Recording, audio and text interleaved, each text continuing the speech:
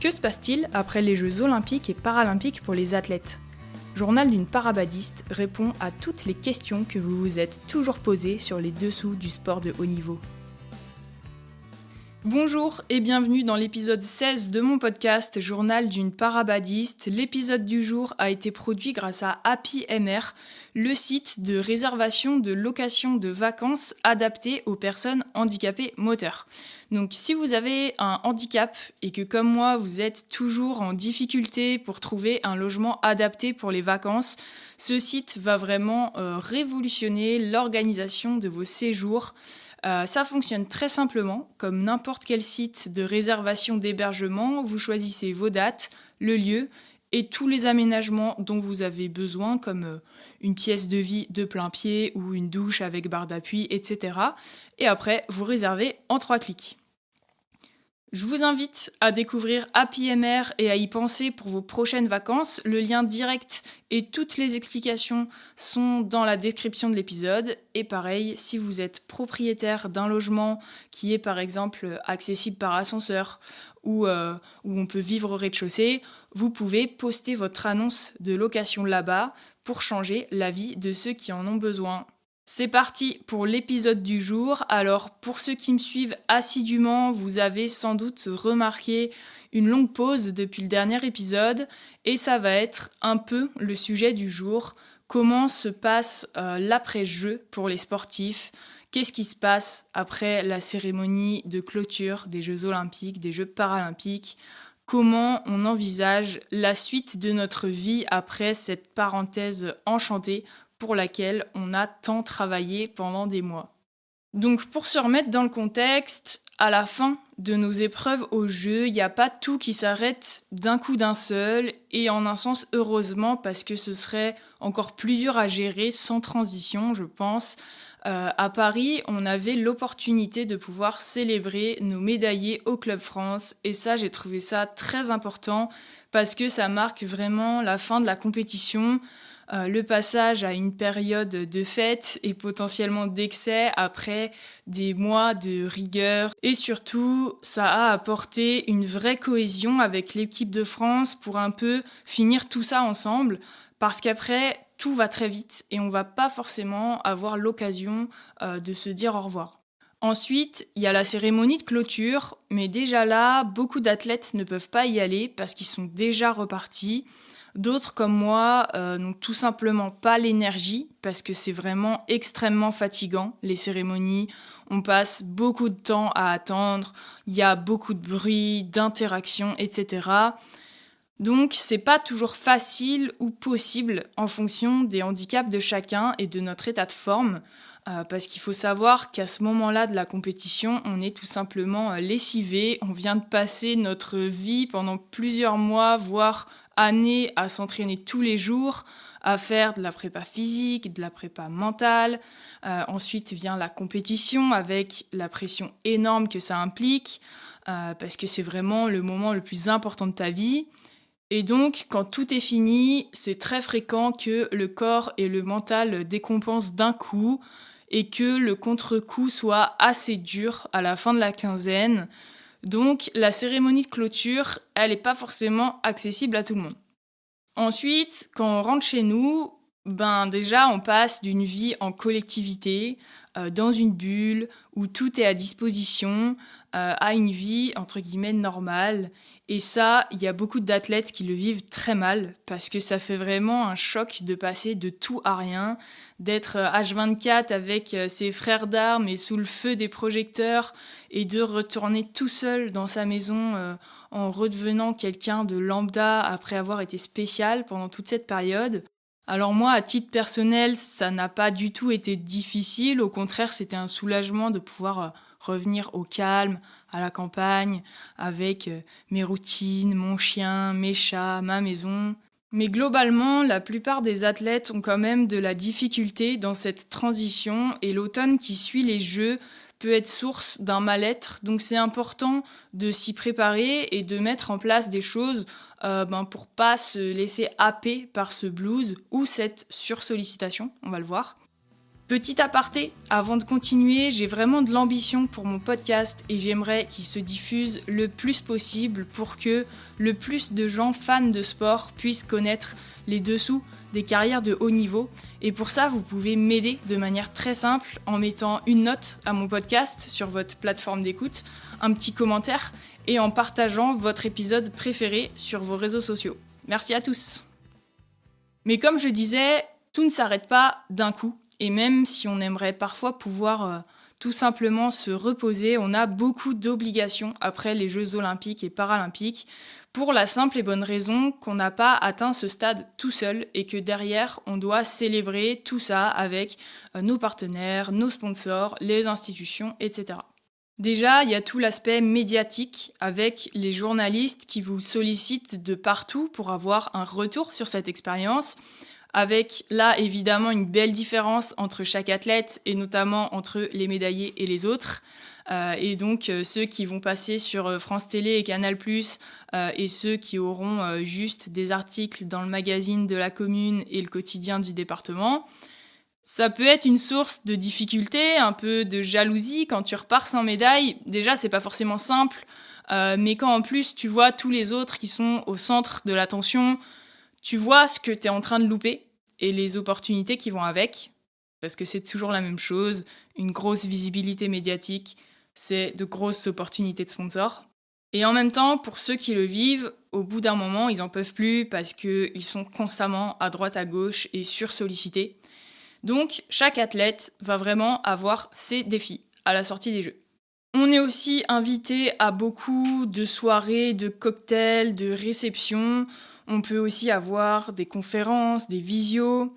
Et là, on se retrouve un peu avec deux camps, les athlètes qui adorent ça et qui sont contents d'avoir cette opportunité de prolonger un peu les Jeux, et ceux qui sont déjà bien fatigués et vont un peu subir cette période.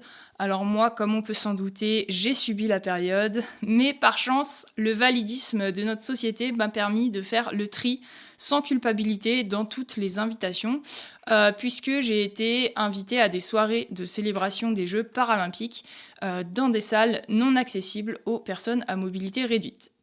Donc ça peut paraître un peu fou à entendre, mais toutes les personnes handicapées qui m'écoutent ne seront pas du tout surprises. Il y a des gens qui organisent des événements autour des athlètes paralympiques, mais qui ne se disent pas que penser à l'accessibilité du lieu est important.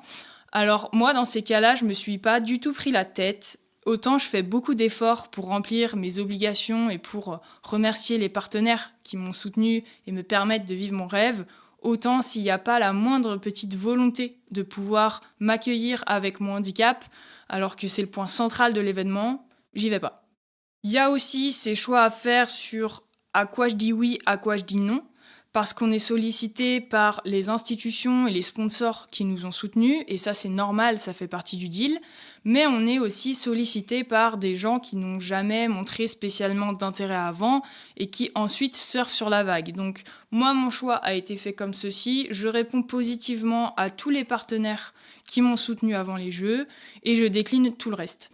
Parce que clairement sinon c'est injouable et ça fait beaucoup trop de sollicitations. Donc voilà, pendant un bon mois, 1 mois et demi, on va participer à toutes ces célébrations. Bien sûr, j'ai pas précisé, mais à ce moment-là, on est en vacances de sport. On s'entraîne pas, on fait une grosse pause pour se ressourcer. Moi, j'en ai profité pour passer du temps avec Eugène, mon chien d'assistance. On a fait pas mal de cani VTT. On a aussi rebossé quelques tâches d'assistance qui avaient été un peu oubliées pendant cette année folle. Et c'est là qu'il faut faire attention parce que beaucoup d'athlètes peuvent vivre cette période de manière très difficile. Je le disais tout à l'heure, passer de la bulle des Jeux à la vie normale, c'est vraiment très fréquent que la santé mentale en prenne un coup. Les phases de déprime ou même de dépression ou les burn-out à la reprise de l'entraînement sont assez courants dans le haut niveau. Et l'après-Jeux olympiques et paralympiques nécessite un grand point de vigilance. Moi, assez vite, j'ai eu besoin de reprendre l'entraînement. Et ça, c'est vraiment propre à chaque athlète. Certains vont faire une pause de plusieurs mois, d'autres vont avoir l'envie de reprendre plus vite.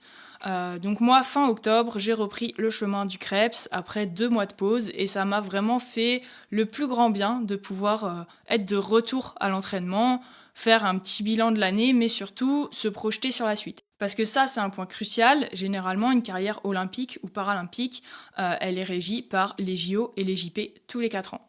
Donc quand tu viens de terminer une Olympiade, se pose la question, est-ce que je continue ? Parce que si tu continues, ça veut dire que tu repars pour 4 ans, jusqu'au prochain jeu. Et 4 ans, c'est long, c'est beaucoup d'investissement, de sacrifices. Donc notamment en fin de carrière ou alors en fonction de l'état de santé, par exemple chez les paras, la question se pose de savoir si on repart pour 4 ans ou pas. Et du coup, si tu embrayes pour une nouvelle Paralympiade, c'est aussi à cette période qu'il faut se préoccuper de l'éternel problème du financement de nos saisons, à savoir les sponsors. Parce qu'il y avait eu un gros engouement autour de Paris 2024, mais on savait très bien que l'année 2025 allait sûrement être beaucoup plus difficile. La plupart de nos contrats s'arrêtaient après les Jeux. Donc là, il a fallu recontacter chacun de nos partenaires pour les convaincre de repartir sur la Paralympiade vers Los Angeles. Honnêtement, je m'y attendais, mais c'est quand même très difficile à accepter. J'ai plusieurs sponsors qui n'ont pas renouvelé le contrat, d'autres qui ont baissé le budget, qui m'accordaient jusque-là. Et chacun a ses raisons. Cet épisode, il n'est pas là pour faire polémique ou quoi que ce soit. Je suis reconnaissante de tout ce dont j'ai pu bénéficier pour aller à Paris. Chaque soutien m'a permis de me surpasser et d'aller décrocher cette participation. Donc, il n'y a aucune rancœur. Et ça, je veux vraiment que ce soit clair. J'ai que de la reconnaissance pour chaque partenaire qui m'a soutenue de près ou de loin dans ce projet Paris 2024.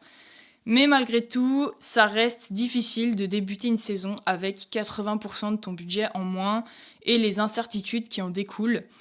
Et surtout de se dire qu'il va falloir repartir à l'assaut pour trouver de nouveaux partenaires. Parce que ça, c'est vraiment un travail très long qui prend beaucoup de temps et d'énergie. Donc c'est vrai que quand on a envie de se consacrer à son sport, c'est pas toujours simple de se dire qu'il va falloir sacrifier un peu de ce temps pour retrouver des sponsors. Aussi, nouvelle Paralympiade, nouveau centre d'entraînement. Jusque-là, je m'entraînais à Rennes. Depuis la reprise, je m'entraîne au Creps des Pays de la Loire à Nantes, où il y a une cellule performance para-badminton. On est 7 parabadistes à s'entraîner là-bas, donc il a fallu aussi que je m'habitue à ce nouveau lieu, au nouveau rythme, au nouvel environnement. C'est vraiment un cadre idéal pour un projet de haut niveau. Là, on touche le top du top de ce dont on peut bénéficier en tant que sportif du haut niveau. Mais malgré tout, ce changement et ces nouveautés m'ont coûté beaucoup d'énergie parce qu'avec mon autisme, l'adaptation aux nouvelles choses me demande vraiment beaucoup. Et en décembre, j'ai vraiment eu besoin de faire une pause parce que j'étais au bord de l'épuisement physique et mental. Donc tout simplement, je suis partie faire totalement autre chose, direction la montagne et le snowboard, mais ça, ce sera l'objet d'un autre épisode. En tout cas, cette pause, elle a été essentielle. J'ai vraiment toute la pression de ces 2 années de qualification et de jeu qui est retombée. J'ai pu me ressourcer et vraiment me reposer aussi bien physiquement que mentalement. Parce que c'est un sujet encore tabou dans la société, encore plus dans le sport de haut niveau. Mais la santé mentale, c'est un enjeu primordial dans nos carrières. La gestion de l'après-jeu, elle n'est pas toujours simple. Parce qu'on passe de tout à rien, tout en ayant l'adrénaline de ce qu'on vient de vivre, mais l'épuisement de ce qu'on a donné pendant plusieurs mois non-stop, l'incertitude de ce qui va se passer après un tel engouement sociétal et médiatique, le contraste entre ce que vivent les médaillés, qui sont médiatiques, et les autres dans l'ombre. Et c'est une période cruciale à bien gérer pour les athlètes, les staffs fédéraux, les coachs, l'entourage, parce que c'est ce qui peut faire la différence pour bien démarrer la nouvelle Paralympiade qui commence. Merci d'avoir écouté cet épisode jusqu'à la fin. J'imagine donc que le contenu vous a plu, alors je compte sur vous pour le faire savoir autour de vous et vous abonner pour ne louper aucun épisode à venir. Tous les liens utiles sont dans la description, alors allez y jeter un coup d'œil et moi je vous dis à la prochaine!